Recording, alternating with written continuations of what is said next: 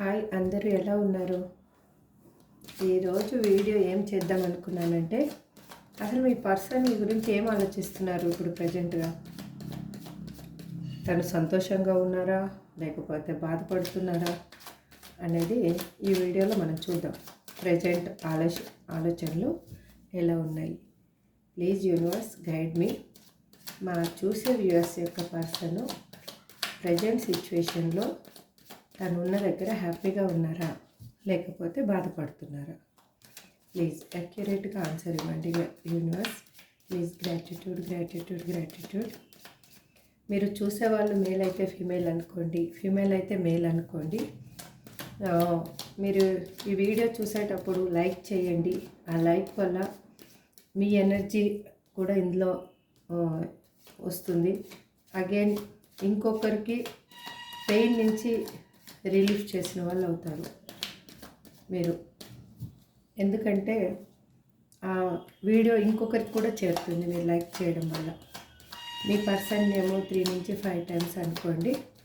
Please universe, మా చూసే viewers యొక్క పర్సన్ ఇప్పుడు ప్రజెంట్ సిచ్యువేషన్లో వాళ్ళు ఉన్న దగ్గర హ్యాపీగా ఉన్నారా, లేకపోతే బాధపడుతున్నారా, ఎలా ఉన్నారు? Please guide me universe. Please యాక్యురేట్గా ఆన్సర్ ఇవ్వండి యూనివర్స్.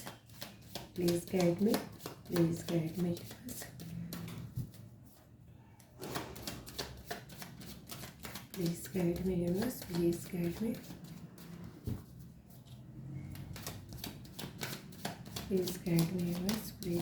మీ. Gratitude universe. Gratitude angels. ఈ వీడియో మీకు మీ ముందుకు వచ్చిందంటే మీకు కంపల్సరీగా ఇందులో కొన్ని పాయింట్స్ మాత్రం మీకు రెజనేట్ అవుతాయి. అది మాత్రం ఖచ్చితంగా చెప్తున్నాను, 100% అండి. ఎందుకంటే మనకి యూనివర్స్ ఏది మనకి దగ్గర చేయదన్నమాట. ఈ వీడియో మీరు చూస్తున్నారు అని అంటే కనుక ఇందులో పాయింట్స్ మీకు కన్ఫామ్గా రెజనేట్ అవుతాయి. అగైన్ నేను ఒకటి చెప్తానండి, ఇందులో ఏమన్నా మీకు రెజనేట్ కాని పాయింట్స్ ఉంటే ప్లీజ్ దయచేసి మాత్రము ఇది మాకేనేమో అనేసి మాత్రం మీరు మనసు బాధ పెట్టుకోవద్దు. మీకు తెలిసిన పాయింట్స్, మీ లైఫ్లో జరిగిన పాయింట్స్ మాత్రమే మీరు నాది అని అనుకోండి. అంతేకాని వేరేగా మాత్రం ఆలోచించొద్దండి. Please universe. లాస్ట్ సెఫలింగ్ చేస్తున్నాను. మా చూసే వ్యూయర్స్ యొక్క పర్సన్ హరే కృష్ణ, సారీ, ఈ పర్సన్ యొక్క ఆలోచనలు ఎలా ఉన్నాయి? తను ఉన్న దగ్గర తను సంతోషంగా ఉన్నారా, లేకపోతే బాధపడుతున్నారా? మా పర్సన్ గురించి వాళ్ళు ఏం ఆలోచిస్తున్నారు చూద్దాం. Please give me accurate answer universe. చూడండి, తను మీతో రీయూనియన్ చేసుకోవాలి. ఎంత తొందరగా వీలైతే అంత తొందరగా మీ దగ్గరికి చేరుకోవాలి.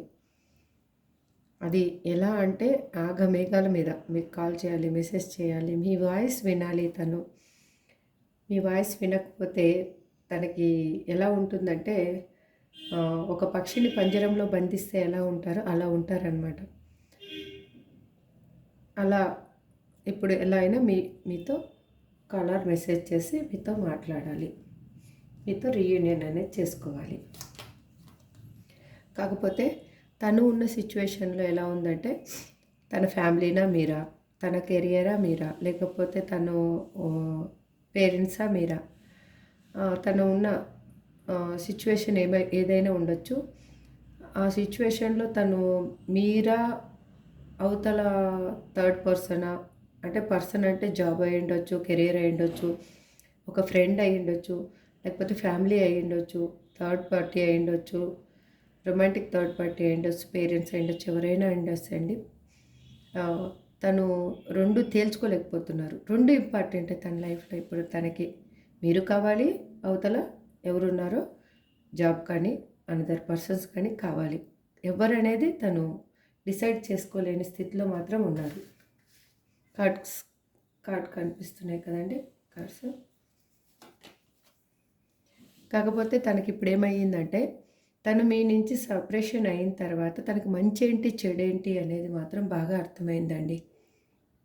ఎవరు ఎలాంటి వాళ్ళు, ఏ ఎవరు ఏ విధంగా తనని ట్రీట్ చేస్తారు, ఎవరి దగ్గర ఉంటే తనకి హ్యాపీనెస్ ఉంటుంది అనేది తనకి బాగా అర్థమైంది. కాబట్టే మీతోటి వాళ్ళు రీయూనియన్ కోరుకుంటున్నారు.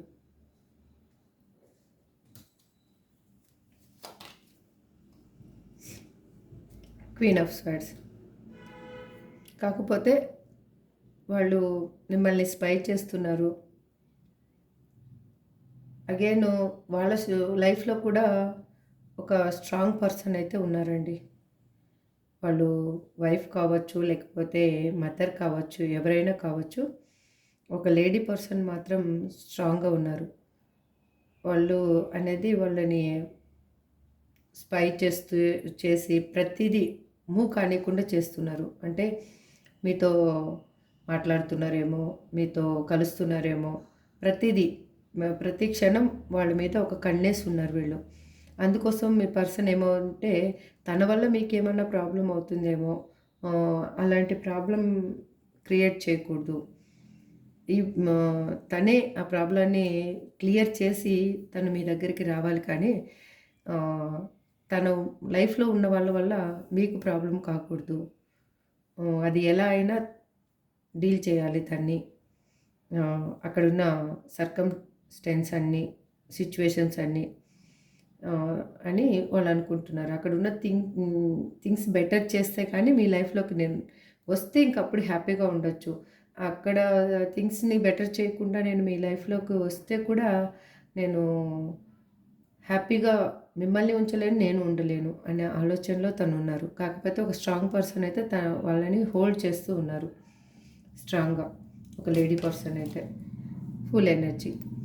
తను ఆలోచనలు ఎలా ఉన్నాయంటే ఇప్పుడు ప్రస్తుతంకి ఏమన్నా అయిపోతే అయిపోని ఫస్టు. నేను నా పర్సన్‌ని కలిసేస్తే తర్వాత ఏది జరిగితే అది నేను హ్యాండిల్ చేసుకుంటా. గుంతలో పడితే గుంతలో పడతాను, మెట్లో పడితే మెట్లో పడతాను. ఎలా ఏదన్నా జరగని అనే ఆలోచనలో ఉన్నారు. మీతోటైతే రీయూనియన్ కావాలని 100%, 100కి 100% అనుకుంటున్నారు. కాకపోతే ఓ చిన్న పిల్లాడిలాగా బిహేవ్ చేస్తున్నారు. అంటే తన చిన్న పిల్లాడి మనస్తత్వం అని ఎలా అంటున్నారంటే మీకంటే వాళ్ళు చిన్నవాళ్ళే అయ్యుండొచ్చు. అందుకోసము వాళ్ళు మెచ్యూర్‌గా ఆలోచించలేకపోతున్నారు. ఈ క్షణం ఏది కావాలంటే అది కావాలంతే. ఏది జరగాలంటే అది జరగాలి అనేది తన ఆలోచన. మొండి పట్టుదల. చాలా మొండి మనిషి అనమాట. కాకపోతే వాళ్ళు మీ నుంచి వెళ్ళిపోయింది మాత్రం ఎందుకోసం వెళ్ళిపోయారంటే డబ్బు, లస్క్, ఫిజికల్ అట్రాక్షను, ఇది ఏదైనా అయ్యుండొచ్చు.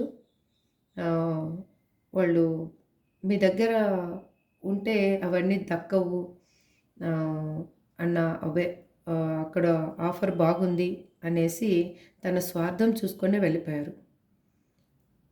The practical person. అప్పుడు పాస్ట్‌లో మాత్రం వీళ్ళు ఎమోషనల్ పర్సన్ అయితే అస్సలు కాదు. మీకు ఏ విధంగా వాళ్ళు దగ్గరయ్యారు అనేది మీకు ఆ విషయం తెలుసు. బట్ తను మాత్రం ఎమోషనల్ పర్సన్ అయితే అస్సలు కాదు. మీకు చాలా విషయాలలో తెలిసుంటుంది ఇది. Practical person. ఎందుకంటే తను ఓకే ఎక్కడ నీడ్స్ ఉంటాయో అక్కడికి వెళ్ళిపోయే పర్సన్. అటువంటి పర్సన్ అనమాట. అందుకోసం తనేం చేశారంటే మీ దగ్గర మీ తన అవసరాలు తీరినన్ని రోజులు మీ దగ్గర ఉండేసి తన అవసరం తీరిన తర్వాత చెప్పా పెట్టకుండా వెళ్ళిపోయారనమాట ఈ పర్సన్.